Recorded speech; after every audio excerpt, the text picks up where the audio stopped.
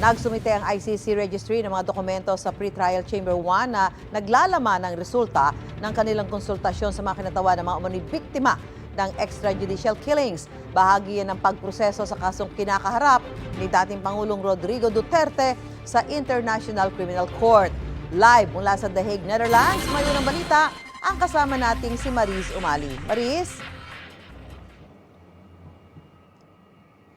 Susan, mag-alas 12:30 na nga ng madaling araw ngayon dito sa The Hague, siniguro na International Criminal Court na meron silang sistemang nakatalaga para masiguro ang kaligtasan o yung proteksyon ng mga biktima o yung mga testigo sa pagdinig ng crimes against humanity laban kay Pangulong o dating Pangulong Rodrigo Duterte rito sa ICC.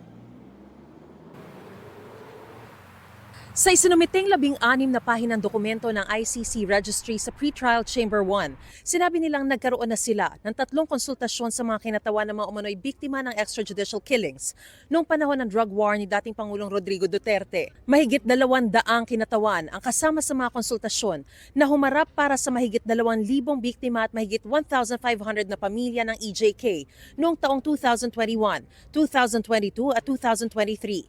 Ayon sa ICC, hindi pa tungkol sa kaso ang konsultasyon. Part of the consultation with the victims was about how can they identify themselves. Are there ID cards? Are there official documentation? Are there any unofficial documentation that can be provided to kind of prove their identity and so on? Hiniling ng registry sa pretrial chamber na tanggapin ang iba't ibang ID na opisyal na ini-issue sa Pilipinas dahil hindi pa ganap na naipapatupad dito ang National ID System. Ayon kay Dr. Abdallah, hindi lahat ng biktima ay posibleng maging testigo. Sa confirmation of charges sa September 23, hindi raw inaasahan na maraming witness ang ihaharap. A witness is a person who is called by the parties, by the prosecution or by the defense or by the judges for that matter, to testify, to provide valuable information that can be useful for the judges to decide on a certain case.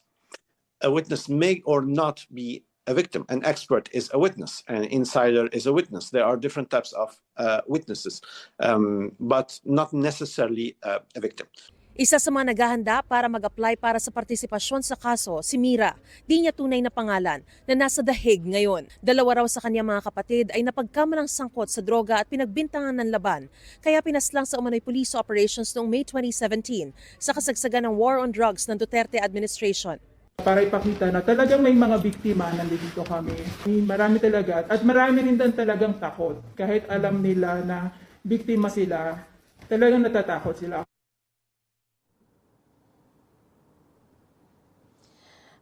Susan, tiniyak nga ng International Criminal Court na mananatiling confidential yung pagkakakilanlan ng mga biktima, lalo na yung pwedeng tumayong testigo para masiguro ang kanilang kaligtasan sa pagdinig.